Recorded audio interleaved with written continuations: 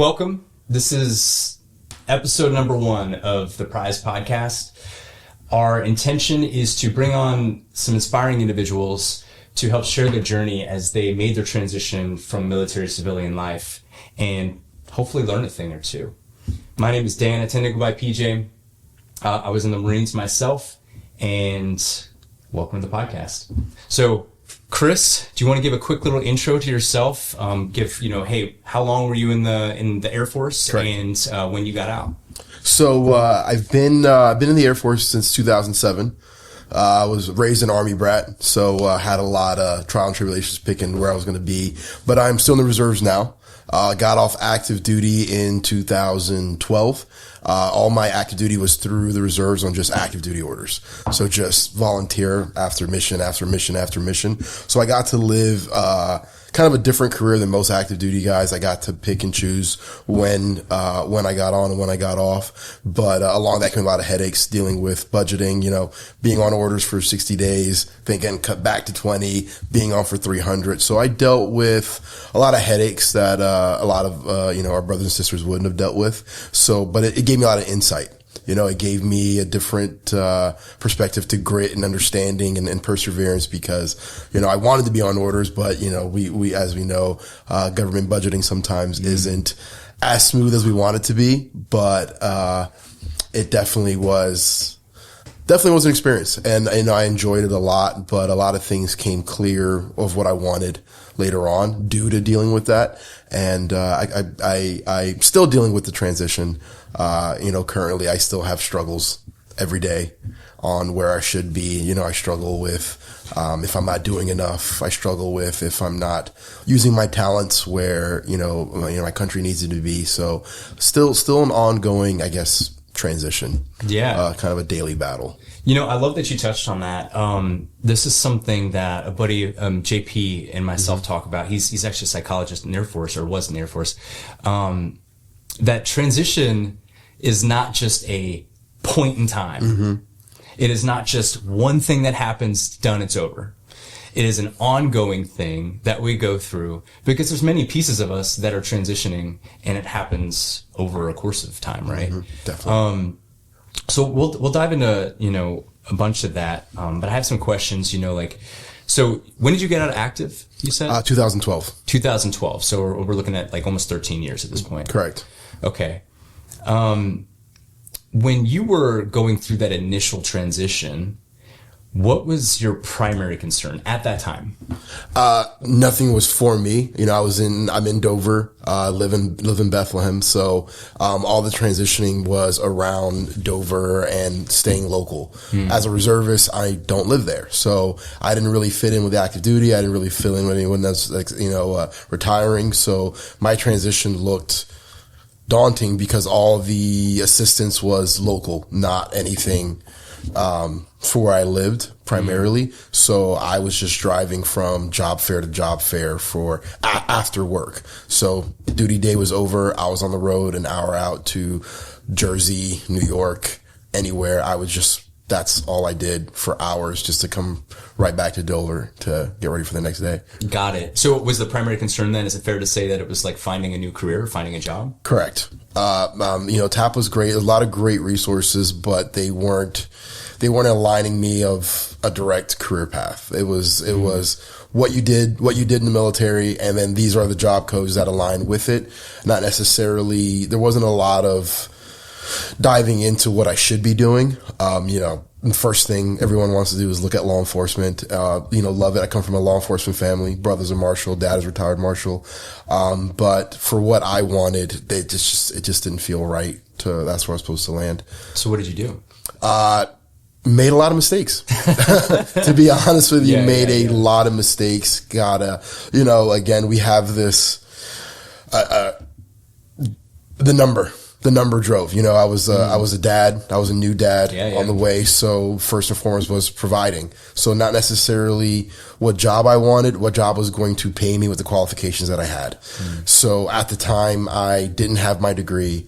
I just had what I did in the military. I was working for operations for the C5M, and we just converted it to be combat ready. So a lot of the things that I enjoyed doing had nothing to do with the job necessarily. It was more of the camaraderie. It was more of being part of the world defense. So when I left that, was looking for a job, I was just focusing on a number, which was really wrong because it wasn't where that didn't help. I was a little overzealous. I was applying for jobs that, my eyes wanted more than my brain. If that makes sense. It was a lot of jobs that, okay, that looks good. A lot of the jobs I was looking for, I knew I could do, but wasn't positioning myself to get in for the interview.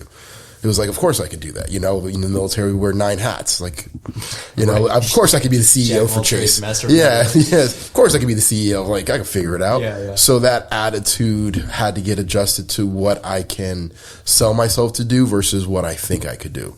So that came with a lot of rejections, a lot of heartache. I mean, I think I easily put in 600 to 800 applications and 600 to 800 no's, hurt. And, the job fairs were great, but, it was again, state troopers came calling, all that. And the things that I wanted to be a different dad. I grew up, and I love my dad and what he did. He missed out on a lot. And even in my 13 years prior to leaving active duty, I missed a lot. So I didn't want to repeat history with my son coming in. Got you. Hey, so this is actually a very valuable point. That I'm glad you brought up. I think that sometimes we do lose sight of maybe the bigger picture or what our real values are, as opposed to, maybe seeking security or shooting for the stars, which isn't a bad thing, but like going for that number, like what you were saying. But there's a bit of a conflict there sometimes, right? And I know that we know hustle. Like we were taught hustle and resilience and figure it out when we were resourcefulness, right? Like in the military, which by the way is such an incredible skill that I think a lot of times we underestimate the power of that skill of resilience and resourcefulness. However, it's not always well directed.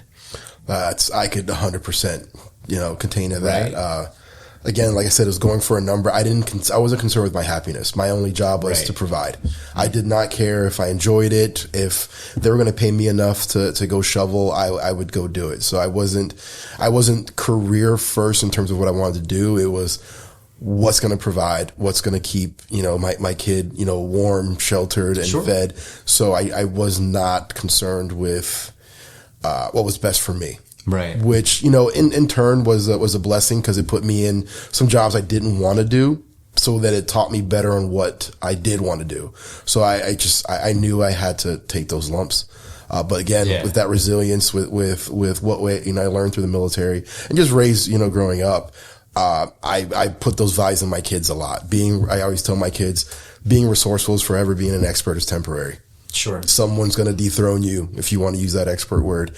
And, again, being resourceful is just something that, again, my, shout outs to my leadership. It was look it up.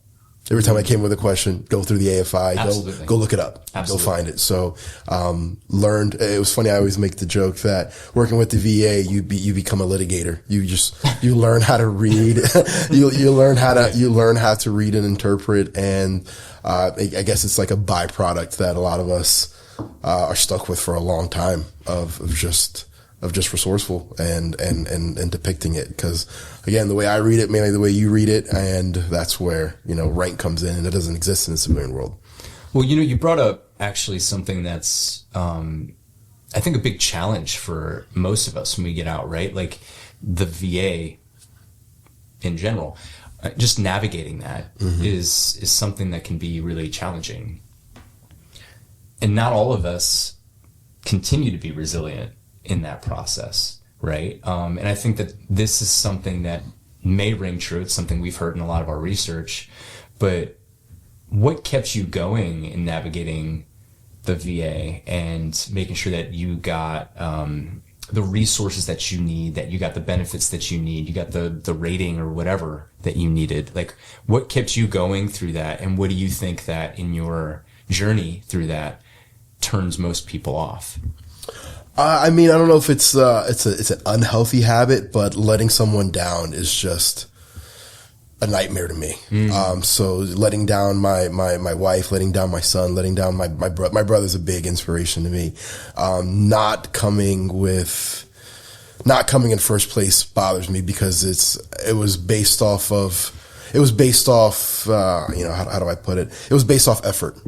A lot of the things dealing with the VA is repetition, Sure. Which is my wheelhouse. Okay. If I tell you we're going to go ruck 1,000 miles, you look at me like I'm crazy. But if I tell you we're going to do 10 a day, it's manageable. And I've always had that mindset. Again, never gifted academically, but I realized that if I can swing a kettlebell 1,000 times, I can read a book. I can read a page a day. Yeah. So that again, from the military of just got to beat it up. You just have to punch it a couple times, find where it's weak at. And with the VA, it's just a ton of repetition. When they do tell you to follow up. But there was a lot of errors that I made that cost me. But again, the best way to learn with the VA is to make mistakes. For example, being on post 9/11, on school, if you're going to school, if you do more than 30 days of active duty to help out your unit between breaks, you lose, don't quote me, 2 to 3 months of your BAH after that. Oh, wow. I only learned that because of asking questions, and having that situation arise and then spreading that information. I'm really big on, I called everyone that I knew that was going to school. Hey, during the winter break, when school's out, cause you're not getting paid, be careful. Don't do more than 30 days to help out your unit. Cause it didn't make sense to me. I'm going to help my unit. They need man days for every 30 days. Why would that affect a benefit that I earned? And, VA pretty much just told me it's just the way it is. Got it. Yeah. There's a lot of loopholes. So, all right. So let's, rewind a little bit. You're going through and you're looking for, a career. What did you step into? So it was funny. I really wanted to go to Lockheed, Boeing. That's where everybody went. I really wanted to get involved with them. Went to a job fair and someone from Wells Fargo overheard me. They were like, they knew I was bilingual. They saw it, and I looked at it. I was like, banking. I don't like that's not something I want to get into. I was like, but it's a great practice for interviewing. So I said, I'll go ahead. Boeing and Lockheed didn't call me back. So I went to the job interview, and my hiring manager was prior Army. So she really understood what I was going through, and she was like, listen, this job teaches you a lot. I mean, it's not much different than what you're doing now as an NCO. You're managing, young airmen and soldiers buying Camaros at 35% on APR for a car. We're security clearances. So a lot of the things I was already doing, I only had that job to do. And, through time, really, really learned to love it. We talked about it before. A big problem I had was I needed a job to define me versus me define the job. So interesting. Can you drill into that for a second? I loved wearing my uniform. I loved not picking out my clothes. I loved, even on the 16, 18 hour days, at the end of the day, I was super happy that it was for the world defense. Yeah. There was a sense of accomplishment that it wasn't to make a quota. It wasn't to do any, it was for something bigger than me. And, I'd love to tell you that I enlisted for unselfish reasons, but I did. I enlisted because I needed things for me. I needed to grow up. I wanted to get better at things. And, I was raised in it, so I already knew it. But as my career went on, that selfishness really started to fall off. Because you started to realize how big of a job we really do with little to no resources. So I really, the camaraderie, the hardship, it gave me a chip on my shoulder that really that jobs defined me, So when I was looking for jobs, nothing really gave me that feeling. And then I started to, my brother is the one who really, made it clear for me. He goes, everyone knows of you. Everyone respects what you've done. Everyone knows what you've done. What are you trying to prove? And it was like, cause I do feel guilt. I'm 6 foot, I'm 250 pounds. I'm like, I should be knocking doors down. I should be going into houses. And, I had a good talk with my dad about it. And, he told me, he goes, when he was telling me when I was born how much he missed. And, again, that struggle internally went back and forth all the time of what I was built to do, what I should be doing, how the job defined me, you know, put the badge in front, and between, you know, what my son would remember me as. And I'm very grateful I picked my route, but it came with a lot of bumps and bruises. Sure. Okay, I mean, so you've been in the banking industry how long now? It's north of about 6-7 years. Yeah. I took a little break, went to tech, but then really missed the personal. You know, my favorite moment is when I get a brand new business owner and they're shaking, holding their notebook because they have no idea. Because it's very similar to the day that you enlist and you're on the bus and you're like, what did I do? Like, you're on the bus, someone huge is yelling at me. I can't hear them. It's chaos. And it's that moment of regret of, oh, there's no turning back. You get on, I mean, I'm older. You're on the payphone calling mom and dad, tell them you're okay, and they're telling you what to say. And it reminds me of that moment when I get a brand new business owner of like, I'm doing this. There's a little bit of regret. There's a little bit of fear, but all I know is that I'm pressing forward. Sure. So it really gives me nostalgia to that moment. And I absolutely love working with small business owners because you gotta, you know, excuse, but you gotta have a set on you to want to go out and do things on your own. Sure. You do. Yeah. There is no one to look in the mirror, but if you succeed, it's you. If you fail, it's you. It's you. And that's, you know, that resides with the military. You know, it's, if you want to be high speed, that's all on you. If you want to be low speed, it's all on you. There's again, that perseverance comes back. So that's where I really fell in love with my job and stopped worrying about what defined me versus who I helped.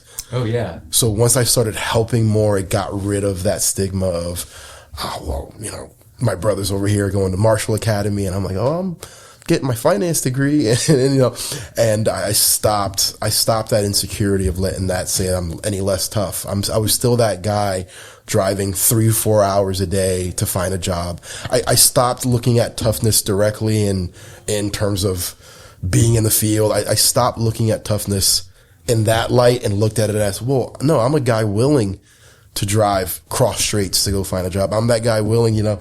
I always my proudest, I guess, fatherhood moment is that I did all the night feeding and then would hop on the bus at 4 a.m. to go to New York to go to school.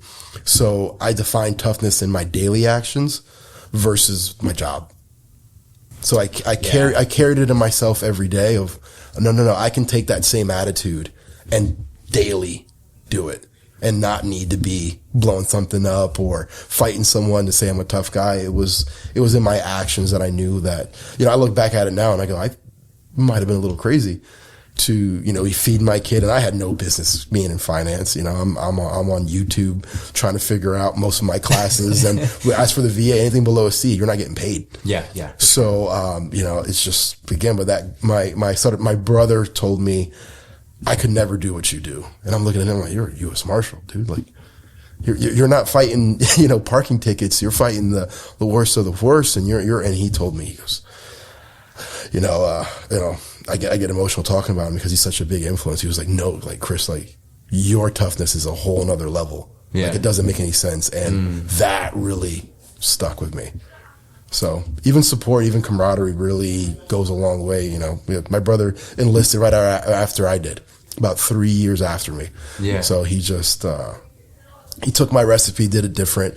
But, yeah, like that, I didn't have a lot of friends coming into the civilian world, so I really had no one to talk to. Didn't want to talk to my brother much because I didn't want to look like I was weak to him. So that big brother thing got in the way, and then he just kind of knocked that wall down of like, dude, we're just two guys now. Like, we've been out of our house for how many years? That's beautiful. Yeah.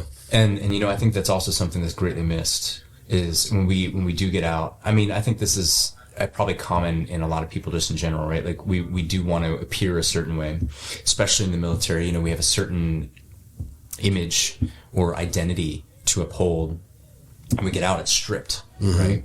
And then we get out, and now it's like, well, I have to prove something, but that something means something very different to a civilian person than it does to someone who's been in these shoes. 100%. You know, every job interview was, well, you know, again, I love that Hollywood supports the military, but Hollywood has cornered us to only be this thing. Sure, yeah. So everyone thinks we're Saving Private Ryan. Everyone thinks we're Special Forces. Everyone thinks we're Tears of the Sun. So or that we're all Army. Yeah, exactly. Yeah, like sorry, or that we know someone like, hey, my uncle 40 years ago was in, and I'm like, I'm 25, dude. Like, I don't know. So Hollywood that didn't help. The stigma didn't help. Absolutely. It was funny. Like my first week at Wells Fargo, my staff was scared that I was going to make him do push-ups. Oh, really? Yeah, and I'm like, you should have. I wanted to. Trust me, I wanted to. It was funny. Like I didn't even understand what getting chewed out was in the civilian world. I went to a meeting and I guess I got chewed out, and I was like, there was nothing. Like, there was no volume, and they're like, "You okay?" I'm like, "Yeah." Like he was monotelling. Like, oh, he really gave it to you. I'm like, no, he didn't. Like, no, he didn't. So it's those things, again, military, the best path is straight. Something's in the way, we get rid of it, straight, and in the civilian world, it's loop-de-loop, parallelogram here, stop sign there, stop sign here. So, again, with that daily struggle, it's like, let's touch on that actually. Because I think that a lot of us, myself, included here, one of the things that I didn't account for in getting out was like how difficult it would actually be just to like communicate with the civilian. Like that was something I didn't think about at all. And we come from this, culture, especially in the Marines. I'm sure there's in the Air Force as well, but like where it is in a lot of ways a locker room. Yeah. We have a little bit of a different sense of humor. Yeah. I really do believe that we have a different sense of optimism. Yeah, that's fair. It's a different perception. Yeah, we have different filters on life. Yeah, we had no choice but to be optimistic. Versus, I even struggle in my marriage with it sometimes when, my wife complains about something and I sound like my dad, and I'm like, well, what's it like not eating for 2 days, 3 days, and this. She's like, I don't understand that. So there's people across the world. There's a certain, I guess, downplays veterans have to do to get in the civilian world to go. They've never experienced it. And we have to take it with a grain of salt and almost take a step back to go, well, they can read about it. You can tell them about it, but until you live it, they're never going to understand. Absolutely. They're never going to understand that how good it feels when you get a nice set of blouse boots like that day where it just doesn't move. Like they don't understand the little things, They have different references. Yeah. There's a lot. Being late, I struggled a ton in class.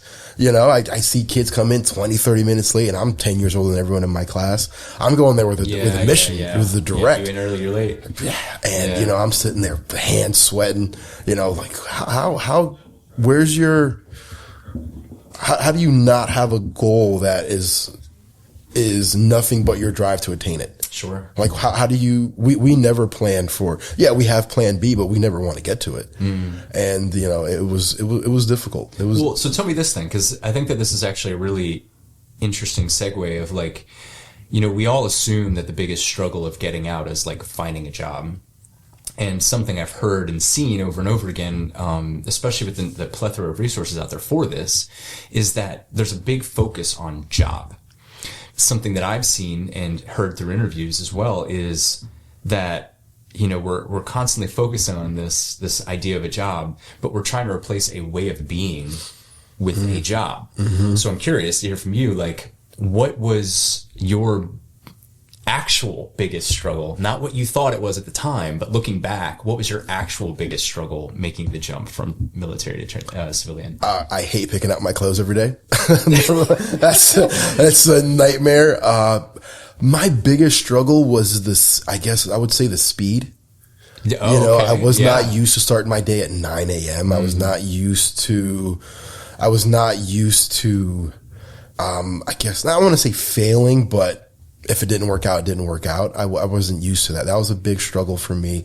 And in terms of, a big one I'm going to say was, when you did something well in the military, it was documented, but it didn't have to be rewritten 9 different ways. Everyone knew that was the stud. Everyone knew that was that guy. Sure. In the civilian world, you gotta sell it. You gotta present it. You gotta talk about yourself. Versus in the military, you don't talk about it. Oh yeah. Your first shirt, announces it at a commander's call, and they talk about what you did well. Versus, when I first came into the civilian world, I was told you have to constantly communicate the things you're doing. I'm like, I come from a world where you don't do that. You don't talk about you don't talk about what you're doing. You let someone else speak about it. You do the job because that's the job. And civilian world is complete opposite. You have to tell someone, hey, PJ, I did this good thing. I did that. And I'm like, well, to me, that kind of felt like I was diluting the good thing I was doing because I had to sell it. Interesting. Yeah. Which, even now, I tell my nonprofits, I understand that struggle. That's why, I have a success working with nonprofits, because they almost feel like they're getting rid of their good thing by having to generate more income. Right. But you have to pay to do a good thing. And that's one thing that I'm grateful I learned in the civilian world from the military world, is that, we also are depending if someone does speak on what we're doing well. So it is nice to have, I guess, the foot on the pedal to direct the good things that I'm doing. But it just took years and years to fall off of not celebrating the things I did well. Yeah, that's really interesting. I would imagine, and tell me if I'm wrong, something that I think that we do actually get in the military is a good sense of salesmanship, because we have to be able to sell our leadership both up and down the chain on some change that needs to happen. However, I think what you're talking about here, which is a bit nuanced, is this idea of selling yourself. Correct. Which I think you're right. And in fact, I didn't really think about that. This is definitely something that you have to do, especially when you go out and everywhere. Apply for a job. Everywhere. Or I have a business now that I'm starting and I've got to go put it out. We got to start a podcast. I hear you. This is something that's often overlooked. And I'm curious then, because this is kind of conflicting, but it lends to itself, right? Of, we do get this unbelievable sales training in some aspect. We just don't push it the way for ourselves, right? Yeah, how did you tie the knot? Did you get around to actually, shoring that up? And how did you do that? Funny enough, it was accidental, through some good mentorship. I met some veterans, one who's, we're in the building that they're in, that, taught me how to put that together through conversation. I've always, one of the reasons I entered the reserves is that I wanted to work with older guys who knew what they were, who had time under them. And I was willing to I was willing to do all the grunt work to work with guys who knew, even from when I was young. I was always more interested in talking to someone older, because I go, well, he's got 5-6 years ahead of me. I want to know what he did. So I've always had a genuine curiosity to talk to someone who knew more.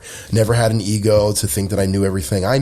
My dad had a saying growing up, either when we got push-ups for punishment, either going to be strong or smart. And guess what? We're genetically disposed to be. So I've always had, and I loved genuinely talking to people. In college, I got obsessed with philosophy. I got obsessed with philosophy in college, because it really broke down the structure of a conversation of just two drunk guys at a bar. And philosophy really taught me how to have conversations with topics and support and challenging. It really took away from arguing to learning. And philosophy, I would tell any veteran, get into it. It really, like you said before, we were giving the tools to be a great salesman, and then never had to fire on it, because our sales was, this is what I did. This is what the team and I did. It was never you as an individual. And then in the civilian world, it's, well, what are you doing? Well, and then, and there's not that camaraderie, at the end of the day, everyone goes home. It's not like here where, that's like the military, where it's, what's going on after work. We're working out, we're doing that, we're doing this. Civilian world, it's everyone just kind of disappears. And then comes back. Yeah. It's like, well, my camaraderie isn't on an 8-hour timer. No. Yeah, absolutely. And it is there. And, I've extended that to my clients. It's like, well, when can I call you? I'm like, whenever. They get weirded out. As a banker, it's like, well, you can call me at 4, you can call me at 9. Like, I'm up. I have 3 kids. 4 a.m. to 6 a.m. is my only time of peace. You can call me. That's why I kind of gravitated towards more of the blue collar guys who are up at 4, up at 5. And, again, I kind of fell into a niche of clients that allow me to get a taste of what it's like to be in uniform again. Interesting. Yeah. Oh, that's cool. All right. It was by luck. It was by luck, and someone was looking out for me and was just kind of gave me that niche of customers that give me that same camaraderie.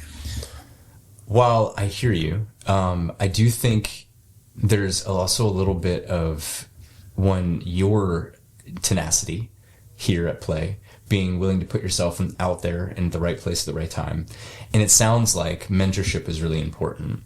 100%. Right. And in fact, you mentioned, so we're here at Venture X right now filming this, and the guy who helped you, who owns the building, Terry, the dude who owns this place right now. Yeah. What would you suggest, someone getting out like today, or, like say in 6 months or something like that, how could they get plugged into a mentor? One thing I learned, don't ask for handouts, ask for education. People are more likely to respond when you're not looking for, hey, could you get me a job here? Right. One of the things I told Terry right away was, I don't need your name on it. I just want to learn how you got out of the Marine Corps and moved up. And personalities, we just mirrored. We're very similar. Terry was very reserved, but he had a presence, and you knew. I mean, that's better. There's a weird X-Men quality we have that we can just tell. We can just look and we go, we know if that knife hand, he's going to react. Right. And with mentorship, ask for that mentorship, ask for education, ask for experience. If he does help you, that's great. But don't lead with that. Just go, hey, I just want a cup of coffee, and just, how'd you do it? What are you still struggling with? And most of us are more than willing to learn. I mean, I'm in denial that I'm getting old enough to be in that mentor role. I still feel like I'm that, 20-year-old kid, and I would love to do that. I would love to mentor someone just by doing that right now. just by talking about experience. Man. And our experience isn't just work; it's in our marriages, it's in our relationships. 100%. It pours into everything, and we kind of overlook that. And I'm like, hey, the same way I help run my guys' businesses is the same way I kind of run the way I work with my marriage. Sure, is very, very similar. And there's a little bit of questioning if I should or if I shouldn't. I'm like, no, it's relationship managing. It's one of the best things I learned in my marriage is just service. And I'm like, well, that's what I did in uniform. Why am I not bringing that to my marriage? And once I started connecting everything, I'm also a huge fan of kinesiology. The study of movement, just pivoting your toe another degree puts another 2-3 miles on a baseball. So I kind of adapted the nerd things I like into my work because I did it through the military. I love the study of I loved analyzing data and in forms of just the way we talk, the way we present ourselves. And it's been patterns. Patterns are big. I think I'm a firm believer what you do when no one's looking is a big contributor to what you do when people are. And walking that. So I mean, mentorship is big, and it doesn't have to be this super stuffy professional thing. It could be anyone. I like what you said there too. Two things. One, service. So service, I completely agree with you, and I think it comes naturally to a lot of people in the military that we are there to serve. I mean, that's our job. The whole point, right? And if it wasn't when you were going in, when you get to boot camp and they shave your head and there's no more eye, I mean, that's part of the mission and identity that they issue to you, right? So, I mean, I like this though specifically because something that I found as it relates to mentors is if you actually provide a service to them first, if you provide value up front, they love it, right? Someone who has a lot of experience and a lot of demand on their time and their resources, you coming in to ask for a cup of coffee may seem benign, but to someone like that, it's not benign. I now have to take 30 minutes or an hour or whatever it is out of my day. And I may want to, but it now conflicts with everything else that I'm doing. But if you came in and you're all of a sudden I can provide a service, whether it's I don't know, mowing your lawn. It could be simple. It could be super simple, right? It could be something like, maybe fetching, mail or something. I don't know. It sounds so silly. It sounds so, again, benign, but coming in with an offer or the ability to provide that value. And you see this, by the way, with like, some of these, people on YouTube, and other people out there. The ones that do really, really well are the ones that deliver all that value for free on their channel. And they may have all these things they charge money for, but guess what? They're making a lot of money on those things, even though the content may be exactly the same, but they were upfront delivering that value. So you have no doubt that you're going to get value on the backside. So to dovetail that in, when you're looking for a mentor, being able to come out and say like, hey, I'm willing to do this for you for free or whatever. It doesn't have to be for free, but you get my point. Like, I would love to get some experience here. I would love to learn, and I'm willing to put myself out there. I'm willing to bust my ass to get in here and help you with whatever you may need. That sort of thing is incredibly valuable. And I think that is also something that may be often overlooked inside of ourselves when we get out, because we look at like, oh, I was kicking indoors in Afghanistan or whatever it may be. And now I get out and like, what do I put on my resume? Yeah. Right. That's a challenge, right? And also trust your instincts. Yeah. Trust your instincts. They're right. When I got into banking, I spent 2 days watching who went into the bank and out. So during my interview, I broke down their clientele. Segmentation is big in sales. We do it in the military. It's intel. It's observation. Yeah, we do it. So I went, I'm not doing it. I'm doing it during the day, cup of coffee. I'm not. Yeah. So I just literally sat outside the bank I was working at. And during my interview, I just broke down who comes in and comes out, how many people. I trusted my instincts. It was a salute. It was a salute report, and it really, again, and like, that's all one. But it's, I think when we come out of the military, we want to almost wash all that away. We wear our pin, we wear that, but we want to take everything we learned and go, okay, I'm a brand new, I'm a brand new canvas. Teach me civilian life. And we can bring a lot of that over. Right. And we just have to tweak it. But, as we know, when tweaking, you can tweak too much to the right, tweak too much to the left. Right. You can't be scared to make a mistake. Bracketing. Yeah. You got to break some things sometimes. And I went from, and banking, before I was even in banking, I had a job at Mossberg building shotguns. Oh, really? So I was heaving. Yeah. I went from doing manual labor. So I just went, what am I going to do? Because again, I had to I was building shotguns and working in machine work. And then, so, if you told 18-year-old Chris he'd be a banker, I'd go, really? You're going to trust him with numbers and accounts? And now as 37-year-old Chris, I go, yeah, and that's one thing we got from the military, camaraderie. Your buddy's success was just as big to you, to him. Sure. And that's something I do with my small business, my owners. Their success is just as important to me as it is to them. Because again, it gives me that, I still talk to all my old buddies every day, and their success is so big for me. Like that motivates me when, and on top of mentorship, staying in contact with everyone you were with and making sure that they're healthy and good to go is huge. Absolutely. One of the things that really helped me with my transition was youth coaching. It taught me a lot of patience. It taught me, it taught me a lot that, hey, like, cause you go in there thinking you're just going to coach your kid, and like, you're coaching 20 others who have a very different mentality. Yes. My kids, they get push-ups for punishment, and they talk to their friends like, oh, you don't do push-ups? It's like, oh, well, I do. And, and it allows you to take a step back and see with a fresh set of eyes of like who you were a long time ago. Yeah. Cause the military, me and you can tell it's like running a youth group. It's just a lot of madness, a lot of different personalities. But once that buzzer goes, they all dial right in.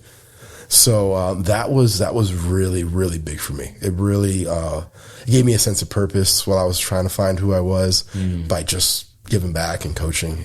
Let's touch on that. Cause that to me, I think is one of the most overlooked things that when it comes out of like transitioning from the military service, like I was saying, like when you get in, they shave your head. There is no more I. You're issued the sense of identity and purpose, and it is for a good reason while we're in. It's what kept a lot of us alive. Yeah. It's what kept the dude next to us alive. When you get out, they go, figure it out.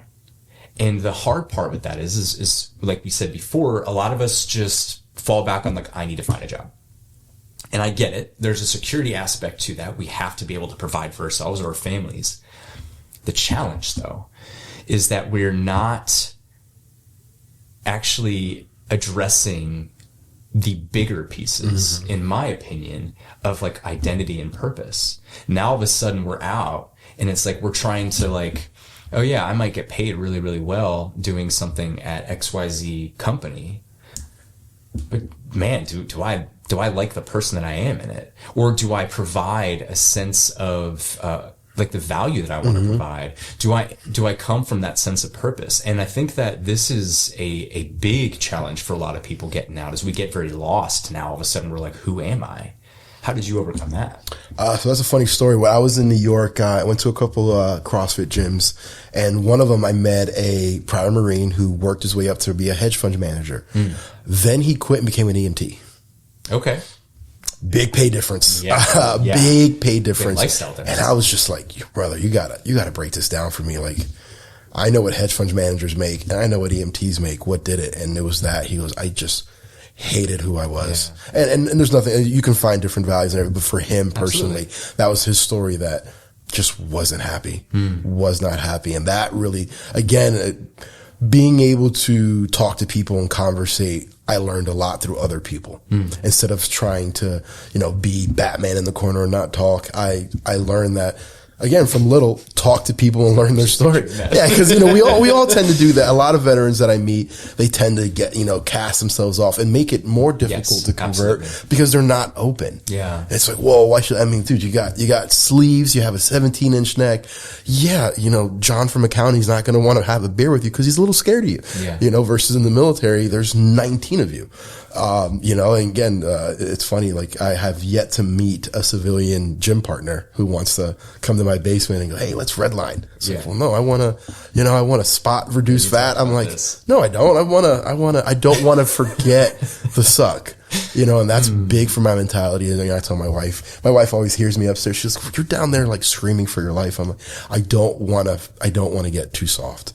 I don't want to forget the sucky part. I don't want to lose that aspect. What does that do for you? It makes me feel great.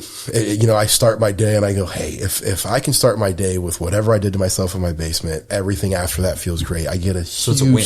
Yeah. It's just a mental huge dopamine shot. I got you. But I also, it's funny, like when I do go to meetings and I meet blue collar guys, I turn my hands over. I go, I got callous too.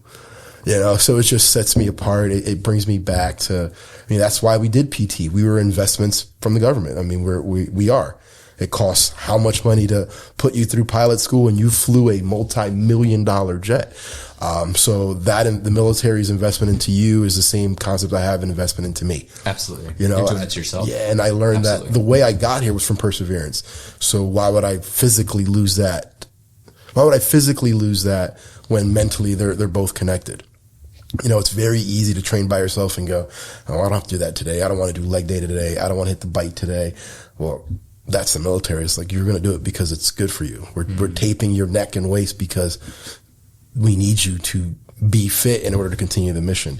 So I never wanted to lose that part, which is a big reason why I stay in the reserves. I don't want to lose. I don't want to fully disconnect. It's not the biggest commitment. It's manageable, but it helps me kind of get my fix every month of, all right, I still have this in my back pocket. So it's been difficult though, managing both. It's had its difficulties. So, okay, we touched, I'm going to kind of go back all the way to the beginning here. You brought something up, that was a great point. And it's that idea that the transition continues. What is currently your biggest struggle as you're still continuing to make this transition to let's just say, a new side of Chris? Letting go of each side. Because now I have civilian Chris, I have reserve Chris, I have father Chris, I have coach Chris. So would you say boundaries? Yeah. And I don't, I still fall into that mistake of not taking care of me, I got to satisfy all these and then I'm last. My workouts do give me a sense of confidence, a sense of boost that I did take care of myself, but that's 30 to 45 minutes. The rest of the day is making sure all the other squares are filled. So I guess my biggest struggle is committing to one, because I really do. I do have to think about, all right, once I hit 20 years, I'll be able to retire and collect a pension. Do I do good? Do I go to 30? What is it about the reserves that I just can't really let go at the moment? And does it impede on, again, I'm missing my kid's basketball game this weekend. Right. It's killing me. Yeah. It's killing me. But I also am like, man, 18 years. I'm like, do I really want to cut it short and not hit that 20, not to that? But then I'm also a banker who understands that, I can make that up in other ways, personal investments. So am I just taking the easy way out? I constantly have these battles. Like, I love that you're introspective on this, man. Yeah. I'm like, I challenge myself. I talk a lot to myself. No, it's good. Am I just doing what I know? Mm-hmm. Am I too scared to let it go completely? And, I think about that every day. Unfortunately, I think about it at 10 o'clock to about 3 a.m. sometimes. Mm-hmm. But, but again, I have an awesome network to talk to. Me and you have great, I always tell you after our conversations, I feel like, all right, I can do it. I appreciate it. Talking to you, talking to my brother, talking to, I have another guy named TJ, a guy I helped get from the Army to the Air Force, but he's been, again, these are guys I just don't want to let down. And I've let go of the stigma that being vulnerable to them isn't a letdown. Yeah. It's just honest conversation. Like, bro, can you repeat that again? Toughness is being vulnerable. Being vulnerable is not a letdown. Yeah, it's actually a form of real love, and actually real tough to go, hey man, like, what do you think? It's funny. I'm actually going to be putting pictures of them in my basement, of them calling me fat or something, because that's our comedy. Those are things, I love that. It motivates you. Yeah, it motivates. It's just things that, what I love about the military is that they don't cut corners. They just go, this is the correctness of communication. We don't have the effort, money, or resources to cut corners. And I like that. My one good buddy's a new dad, and he's like, whoa, like now because I introduced my vulnerabilities to him, he can talk to me about things that he said he probably wouldn't have talked to me before about it. And I always saw him I learned real quick in the military, the happy, nice guy at the bar who's handing out shots, he's the guy who can probably toss most of the bar. I learned real quick that the guys you don't mess with are the happiest, most, and it was actually a Marine. My wife hates this, but my ex-girlfriend, her stepdad was a Marine, and watching him be, and he's one of the people that helped me enlist and pick where I wanted to go. But this guy was, a recon Marine. He was just G.I. Joe, but he would watch Disney movies with me, and I see him crying. I'm looking at him like, dude, you're recon Marine. Like, but he taught me how to cook. He taught me how to, he was just an all around great guy, and didn't have this, that dude, you could cut meat on his jawline, but he was just this open night. He'd hug you before he shook your hand. And I was and having that influence was like, man, you could be a badass and absolutely also, cry at Moana, cause Moana gets me every time. I'm like, you're telling me I don't have to hold it in. That's going to be amazing. And that was just, I didn't know it at the moment until I went through my struggle. At my struggle is when I looked back and went, whoa, Paul, his name was Paul. He was him. Yeah, he was absolutely. him. He didn't let, and that's real strength. Yeah, he didn't let the Marine Corps make him. He was still Paul. Yeah. That was in the Marine Corps. Yeah, and so, but I didn't appreciate it at the time. I just thought, but then when I look back and went, wow, like this is what he must have went through to get to where he was at now. I now have someone that I could email, call, and be like, yeah, like who you are is such a big influence. Because again, the guy was a massive teddy bear, but could shoot a bee from 100 yards away. Mm-hmm. So it's like, wow, those two people can coexist. Yeah, it's a different sort of crucible. Yeah, and and again, it's you don't appreciate. I always say it: take every opportunity you can, because you never know when you're going to look back and need a reference or a resource from that time. Right. Yeah, life gives you opportunities, but if you're not prepared to grab at it at the moment, it'll be gone. So, again, it all comes down to that mentorship, that perseverance. But be open, talk. No, closed mouths don't get fed. I do think that's a big challenge. I mean, I'll even admit for myself, like when I got out, like the first thing that I did, man, was I took everything that was military PJ and I just shoved it away. And I was like, I want nothing to do with that. And I got, I wasn't part of communities. I wasn't like telling people that I was in the military. Yeah. It's not like it was a secret, what I mean? Like here I am, t-shirts tucked in with a belt. But like, I think personally, like I was very fortunate that I went to a place that had a lot of veterans there working. And, because I'll tell you what, like if I were to have communicated the way that I did, at like Meta, for instance, I would have been fired. Yeah. Straight up. Even though it's effective. Even though it's effective. Yeah. But yeah, like, I mean, like these guys pulled me aside and like, bro, like you can't talk like that. And I didn't know. Like, that to me was a big struggle. It was a big like shocker. I'm like, wow. Yeah. Oh yeah, people don't talk like this. Yeah. I forgot, So, all right. Someone's getting out right now. What would you say to them? What would be your like best nugget of advice to someone getting out right now to be successful in getting out to be a civilian? Yeah, 100%. Take everything you learn in the military and be prepared to alter it. Everything, every single aspect that you learn and have, be prepared to put it back in the oven. Yeah, I mean, I know you think that cake is done, but now you're literally reversing and take the ingredients and learn that they're all going to have to now be they're now all going to be raw. And you're going to have to twist and turn everything you learned, but just don't close off that gate. Now you're going to take what you learned, who you are, and now you're just going to go, what am I going to use? Again, it's what tools am I going to use at the right moment? Mm. And I would say, again, repetition. So compared with take everything you've learned, take all your instincts, take your experience and go, I'm going to unlock them and I'm going to put them literally back in the bowl. To the 18-year-old guy who was in boot camp, who didn't know anything, go back to that mentality with your resources and be adaptable, because it's going to be adaptability. Sure. And, there's some veteran groups that there might be 3 guys or 9 guys. It's 2025. You can find someone. Absolutely. You can find someone. Like, you can't, it's not going to come to you. You have to go out and get it. You absolutely have to go. You have to put yourself out there. Mm-hmm. You have to, it's scary and it's not going to happen overnight. But just like a ruck that feels like it's not going to be over in a long time, just 1 foot at a time. You're like, I know your heels hurt. I know your heels hurt. I know your back hurts, but that's how you get to the end. It's not going to happen standing still. So and take your time.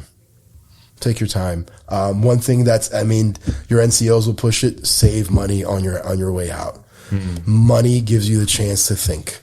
It's big. I know I'm a banker. It may seem biased, but if you're able to give yourself time, it takes away that desperate need. Absolutely. So invest, save, security. Yeah. Think of if you think it's going to take you 3 months to find a job, prepare for 12.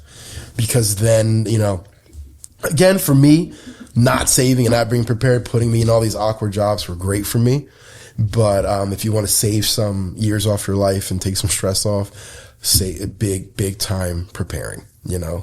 If I invested one of my bar tabs a week, dude, where I would be right now if I invested one night, a month, but I didn't.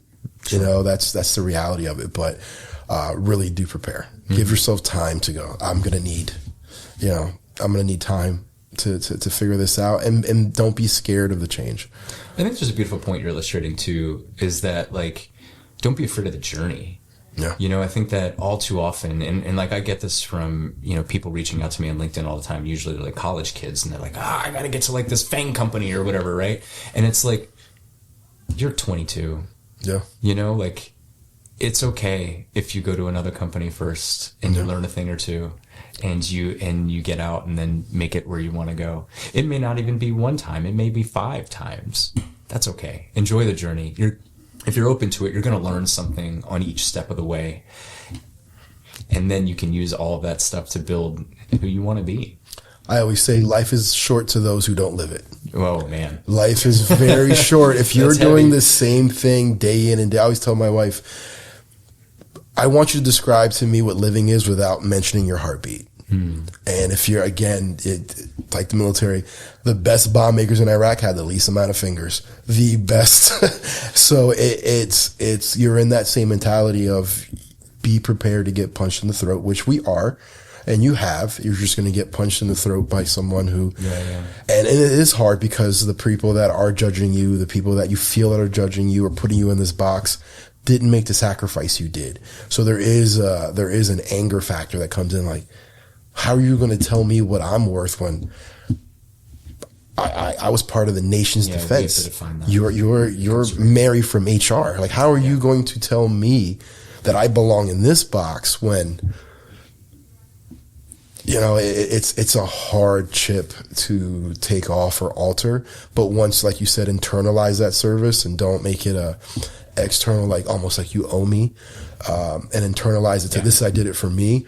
It helps you. It helps people want to talk to you more. Like, I'll admit, I wasn't Mr. Bubbly, and I wasn't that guy I just wasn't. I'm like, why am I going to break bread with people who, you know, if I told them to do 20 push-ups right now, they'd be like, oh, I'll give you rounds of 5. Like, why would I want to give my time to you? And it's like, well, no, Chris, they're not part of that world, and you can't judge them for that. Absolutely. You know, because we and you meet guys every day. Oh, I would have enlisted, but my shoelace came untied, and then, you know, my mom said no. We meet them every day and have to work with them, and then sometimes they affect how we provide for our families. And in the military, we know, hey, for sure, let you go out back and, like, hey, figure it out, and you can't do that here. It's a passive aggressive email, and that instinct will never go away. As long as you make peace with, you know, who you are instead of trying to fight it so much. And it'll get people to be a little more open with you. And I'm still working on that. It's a process. It's still a process. You know, that's why I love working with my plumbers and plumbers in HVAC. They're hardened people. You know, they're okay with being told direct. You know, it's not the same thing with, you know, lawyers and doctors who, you know, want to present it different. Those guys, no, Kev, tell me straight and narrow. Just tell me straight up. And I'm like, oh, thank God. Yeah, I hear you. Yeah. So it's like, I always make the reference to Batman. We have to take that cape off sometimes. I got a question. I have one more, I guess, topic that I would like to touch on. When it comes to, like, resources that you may have used upon getting out, like, what was most helpful for you, and how did you navigate them? I'll be honest. I tap was good, but because it wasn't local, so I did a lot of LinkedIn, a lot of local networking. My school, again, I went to school in New York. My base was in Dover, and I lived in Pennsylvania. And so I'm Delaware, New York, PA. So a lot of it was just networking as much as I could. Okay. Resource. I tried to use TAP and then find TAP somewhere local, but it was hard to triangulate all the different states I was in. Again, trying to maximize my benefits to, you know, keep the lights on. Right. But in terms of resource, it was a lot of just reaching out, finding veteran networking groups. Like on Meetup, or what do you mean? Just Googling. I just online, just looking at veteran-owned businesses and going, hey, you know, I don't have to do the pitch. I knew that I wouldn't have to do the pitch with them if I applied of, oh, I'm not going to be deployed because I was still in the reserves. I'm not going to be, you know, it's only 1 weekend a month. So, resource-wise wasn't as much as I really believe should be out there, to be honest with you. Okay. I think we kind of fall short on the resources. Even for reservists, there's not a lot of resources on balancing the two worlds. It's a lot of, we know you're on your third marriage. We know we're asking for too much from the reserve side, civilian side. So even from a resource standpoint, there's a lot more that could be out there to tie guys in. Because unless you're going to school and have that network, there's really not much else out there. Okay, so it was challenging to find what you needed. Yes. At that time. Yes. Quick question on that. Do you think you know what you needed at that time? No. Yeah, okay. No way. No way. No, it's no valid, way. It's valid no right? way. It's like, yeah. I know I didn't now I could go. idea. Yeah, now very different. But then I had no idea. Not a clue on where I should be. You know, a lot of it just came to 2 a.m. Googles and YouTube and trying to figure out, what it is. And, I didn't want to be a real estate agent. I didn't want to be in law enforcement. So, and that's what it fell into. Yeah. Just based off the cultures, so, resource wise, I feel like there could be a lot more out there to just connect, just a networking group to connect that isn't paid for. It's just somewhere that you can just connect and hear stories. Cause it was again, I'll be honest, there are some veterans who do keep their story locked up and don't want to share. They almost feel like I'm gonna, hoard the information. Cause we meet them in the military, the guys who know the rules and regulations, wait for you to fail it. And they go, well, I knew that. You watched me do it, man. like you couldn't say anything before. So, I'd love to say that all of us are happy-go-lucky, but it's also, even veterans judge veterans. Oh, absolutely. Yeah. So there's a subculture of us fighting each other too, and it's, one thing I always tell reservists that when you go to work, understand you represent reservists. Like when I go to work, I'm not just Chris Payano. I'm representing the reserves. So when the next time my bank looks at a reservist, they go, well, Chris didn't do so bad and he's in the reserves. Right. So I think if we had a little more of that and in our resources to go, hey, just understand that when you do go to work and you do find success, you're still representing us because it's still hard for us. There's a lot of stigmas. Everyone thinks we have PTSD. Everyone thinks we have, everyone thinks that we're this, bloodthirsty group of guys that just, there's a good chunk, but there's a lot of stigmas that we have to fight. Mm-hmm. You pair that with being a minority, being, you're also culturally, you're 10 years, most of us are 10, 15 years ahead of our age. Oh yeah. I learned that in my marriage very quick. I'm like, I met my wife at 26. I was really 40 and she was 25, maybe 20, just because of experience. So there's another culture to fight in terms of how much our experience has driven us forward. Yeah. Most 19-year-old, 20-year-olds can't talk to a 20-year-old. There's some 20-year-olds that I knew that had 2-3 deployments under their belt. And 20. Right. Can't even drink yet. Right. And these guys got 3 tours to them. How do you talk to a 20-year-old who's splitting a Miller Lite with his buddy going to college? Those two guys. No, not at all. Complete. So, point of references. Resource-wise, I'd love to see something tap into that and not be so much, boxed in, but more of a linear guide. Okay, so finding people that can relate. Cool, man. Yo, thank you. This was awesome. Real quick, what's your favorite book? Oof. The last book that you had me looking at now, so I can't remember the title off the top of my head right now, but once basketball season's over, I'm cracking it open. Was it a sports book? No, the book you recommended to me, you sent me the YouTube link. So many, yeah, I gotta wrap up basketball season. We have a potential championship team. I don't care about winning so much. I want to, form a group of guys who will be better men down the road. Absolutely. But my boys they're dialed in. Mm-hmm. So, that's been again, I can't tell you how great for veterans is to coaching. There's a program called Veterans to Sidelines or something of that line that I'd love to see come up in the Valley. But yeah, man, I'll get to reading once. I mean, lacrosse season, I have a 2-month break, but I'll get to reading once. What about when you've already read? Like, what's your favorite book? I can't even remember. Dude. You can't? Because again, I love the podcasting world, and I've learned so much by just watching that it's just. What's your favorite podcast? Right now I watch, it's a little boring. I watch this, tax guy. Oh, yeah, I forget his name, tax something, but I've always been such a performance hands-on guy that I never really wanted to dive into the book so much. And I've learned so much about the unsexy part of the world, which is taxes, and that I just absolutely been nerding out on learning tax law. I'm like, in a different life, I just love, 6 foot, 260 pounds. It's just absolutely think it's such a cool thing to learn in tax law and diving into it. It can protect you. Yeah, it's just a cool thing to learn. Yeah. It's just crazy to see how really structured we are through the IRS and the things you can and can't do, and all based off of interpretation. It's like, wow, our entire economy is based off that. So I've been pretty obsessed with that. Sure. I'd love to get back into reading about philosophy. I fell in love with it. Yeah. If I had $1 million in the bank, I'd probably go teach philosophy for free. Oh, I love that. Just such an important thing to understand how to structure a conversation. Because I mean, I think our brains have good intentions, and then it comes out of our mouth, and it comes out as this wild thing. But then philosophy really dials in. Do I really believe that? Again, my wife hates it because I don't argue with her. I just challenge. I'm like, oh well, if you support this, you support that. She's like, leave me alone. And I'm like, just philosophy. If you stand on one point, you have to stand on the other. So, yeah, man, this was great. Thank you. Hey, thank you for watching. I know this was probably rough in the first one, so grace would be appreciated. If you have any feedback, please leave it in the comments. We will be doing these on a regular basis. Please let me know if there's any sort of questions you'd like me to ask guests, or if there's another guests that you think would be good to have on. But we're going to be focusing on the transition period.